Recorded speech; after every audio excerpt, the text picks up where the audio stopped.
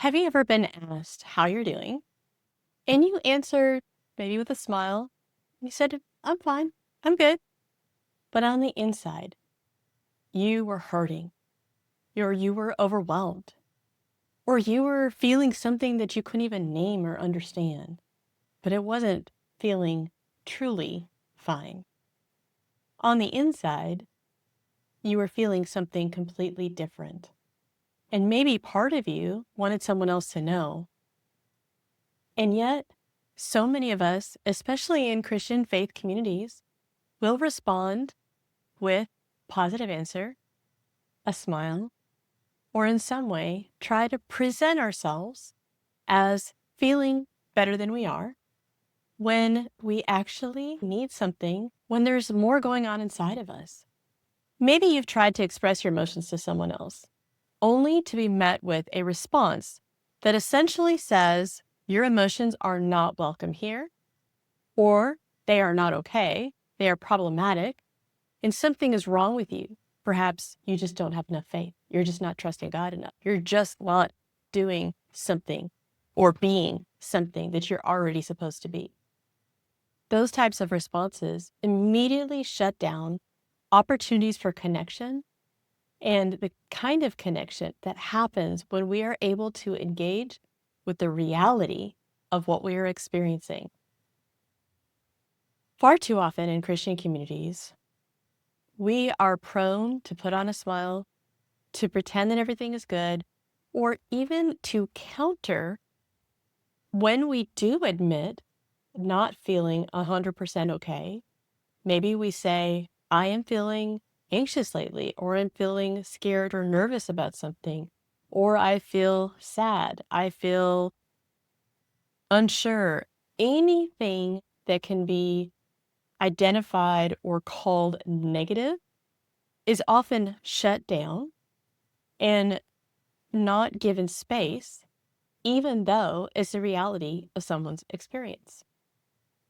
We are taught to look to God, to have eyes of faith, to see the good things, which are all good things to do.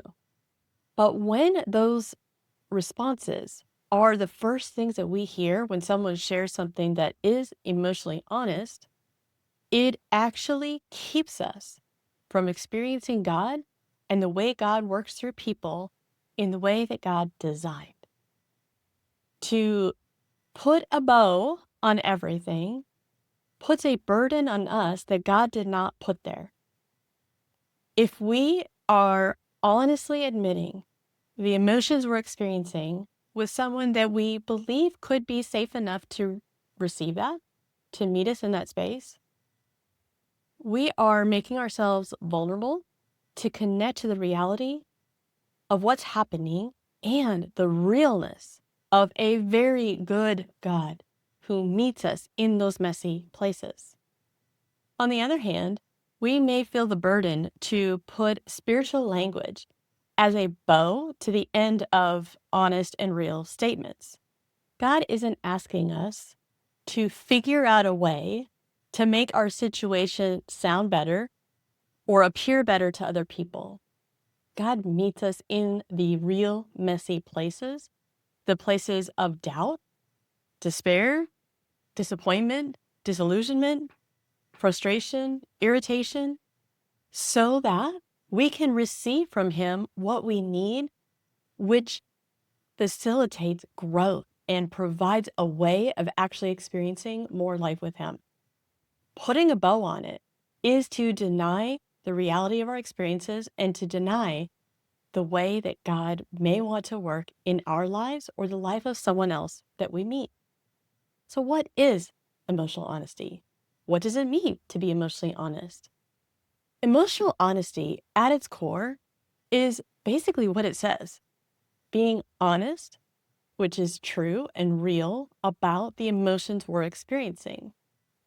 Many of us may find it difficult to be emotionally honest because we've had so many unsafe experiences with other people.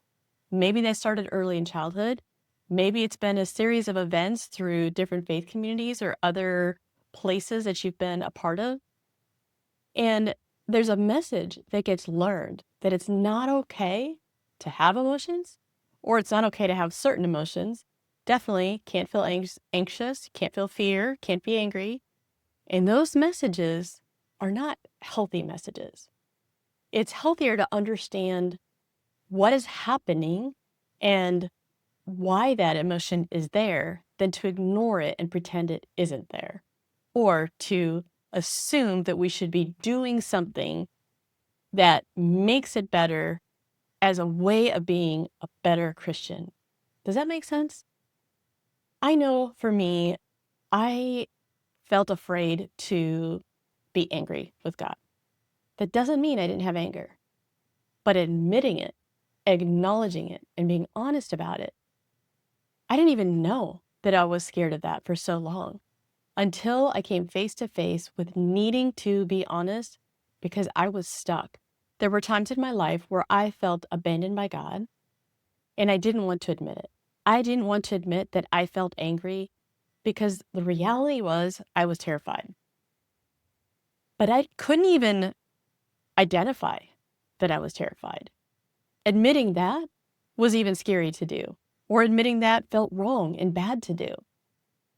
Any negative emotion, which is not a word that I prefer to use, by the way, but what people will call negative emotions, is something that many of us as believers try to avoid, try to dismiss, we minimize, we try to do anything that we can to either not have them or pretend they're not there and do or become a better version of ourselves in a way that isn't actually real. Because when we're not addressing with honesty the emotions that we actually experience, when we don't have any space for that, we are not being fully real with the reality of what we're experiencing. God is fully aware already of what is going on inside of us. And he is fully capable. He is a big God. He is fully capable of handling the emotional honesty. And I believe that God invites us to bring the truth of our different experiences and our different feelings, and then bring them before him and just say, Lord, I'm feeling a lot. Will you just meet me here? I like to say, I'd like to receive from you, Lord, whatever it is you have for me.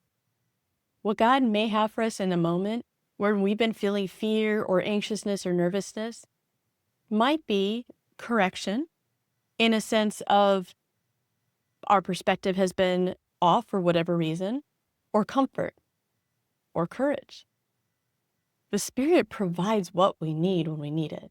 When we're honest with what's going on inside of us, we are bringing the truth of that experience before the God who already knows, and then basically surrendering and laying it before him and making ourselves available to receive the good that God has for us.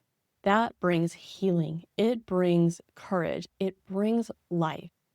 If we receive correction because our thought patterns have been wonky, maybe we're telling ourselves a lot of things that are not true about ourselves or about other people or about our situation, and the Spirit reveals the truth, then we turn around and we start to notice the reality that God reveals in that truth, which allows us the opportunity to move into a direction that is a place of more vibrancy in our lives. Emotional honesty begins with awareness for what is happening inside of us. We may not yet be able to know what we're feeling. Maybe we have been discounting our own emotions or have had them discounted so much that we just don't have that skill or connection to the words that we need or ways to describe emotions. When people use Unleash sheets, I provide 2 pages of feeling word vocabulary to help put description around what we're feeling. They're not emotion words because there's not that many actual emotions, but all those different feeling words help us start to connect to what we're experiencing when we otherwise can't verbalize it.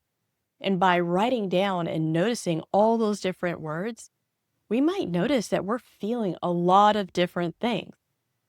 I find that a super valuable and helpful tool. Also, when we're working on just processing what's going on in our lives and connecting to that reality, and then bringing that before God, we have a new level of awareness of all those emotions to bring to God, to explore with God, to just lay at his feet, to breathe and notice that they're there. So much of what I teach in the Growing You membership, and my members will let you know that a frequent phrase I use is notice that. It's also a phrase I use a lot in EMDR and my work as a therapist. Notice that. When we are noticing what's happening, it isn't a judgment or statement about who we are. It isn't the critical voice that condemns us or puts us down because we're feeling an emotion. It's simply noticing that awareness, to notice that it's there. And in the growth path, we move from that initial awareness. It's kind of like that, okay, wait, something's happening here. We move into acknowledgement to take ownership and say, yes, I am feeling this. I'm acknowledging that that is a feeling I have. Not interpreting it, not trying to figure out all the reasons that it's there, because our minds are going to want to do that. So just offer the opportunity to breathe. Notice, I have a feeling of anxiousness right now. I have a feeling of concern. I feel worried. Maybe I'm very worried. Maybe I'm a little worried. But I'm noticing that I feel a little worried. I feel concerned. Or I am feeling distraught. I am feeling so overwhelmed I cannot breathe. I am at a loss for what to do or who I am anymore or what I'm feeling. Describing that is so helpful and important. By connecting to what's going on inside of us, we make way to be able to connect more richly and more deeply to other people and to God. Because if everything's fine, if we're putting a spiritual bow on everything, how can other people connect to our real deeper need when we need comfort or we need someone to encourage us or we need help in some way? When we don't allow space to be honest with ourselves and bring that honesty before someone who's safe enough to receive it, we're alone. We isolate ourselves. We can put ourselves into a place where we actually act a little superhuman, which is like trying to be our own God. Now, maybe that's not the case for everybody. I don't think that's a common thing that we want to do. But I know that by me trying to constantly show up in a way that pleased other people or pretended that I didn't have certain emotions that didn't feel good or that left me feeling alone, I was trying to do more and more things that were the right thing, the good thing, the better thing, the way to be as a Christian. And that sucked the life out of me. And today, by being emotionally honest, it gives me space just to notice it's there. And when it's done without that assignment of what it means about who you are or how you're feeling as a Christian, when I'm simply noticing that it is there, it gives me the opportunity to go a little further with it. So we've gone from awareness to acknowledgement to the next step, which is attending. What do I need to attend to? If I'm feeling scared about something, or I'm feeling misused or shut down in some way, why is that feeling there? I can also evaluate, is the feeling that I'm feeling today relevant to the current circumstance? Or have there been several similar experiences in the past, which maybe makes that emotion feel stronger than it would if I had had those experiences? What is happening? And I don't have to have it all figured out, but I can bring that before God and ask Him to reveal what He wants me to know, to meet me where I am. And in attending, we're also checking in with, what do I need? Is there a need that has been unmet for much of my life? Or is there a need that I have now also denied to myself because I don't think that need is valid? The need for me to actually feel the emotions that are real is something I think a lot of us have experienced as an invalid need. Emotional honesty is something that not only strengthens our spirit, makes way for deeper connection with other people, provides a path for courage and strength and vibrancy in life, but it also can have an impact on our physical health. Research shows us that suppressing emotions can actually have damaging effects on our physical well-being. Our brains and bodies can be altered by being emotionally dishonest and not having space to process the emotions that are already there. So many times when we're not processing them, they're just building up. And we're trying to stuff it into a corner. And it's like this space where those emotions have been stuffed is just grown toxic mold and mildew and just growing and expanding until it comes out in some way. Maybe it leaks out in the ways that we interact with other people. Maybe it leaks out in our character, our ability to have integrity. Maybe it leaks out physically through illnesses and effects on our bodies, our hearts, our brains, our overall immune function. There are so many different ways that we are impacted by not being emotionally honest. For today, I'd like you to ask yourself the question, what is emotional honesty? What does it mean to me? And what does it look like for me to be emotionally honest? How am I being emotionally honest or dishonest? And maybe even just bring those questions to God or to a trusted close friend who knows you pretty well. And if they can understand the same concept, you guys are on the same page in the discussion. What does it mean to be emotionally honest? Ask for direct feedback. Am I honest with you? If you're feeling wrong or bad for having different emotions, if it feels not okay to even acknowledge that those emotions are there, like fear, anxiety, doubt, anger, just notice that for now. And maybe that is a place where you could start exploring with God, maybe through Elite Sheets, to understand why is that fear there? To understand more about the concern that you have, the feeling that's coming up around having those feelings. And maybe you recall events in your life when you started to share or express an emotion, but you were shut down. It was dismissed. It wasn't safe. And maybe God wants to meet you in that place to bring about new layers of healing and growth in your life.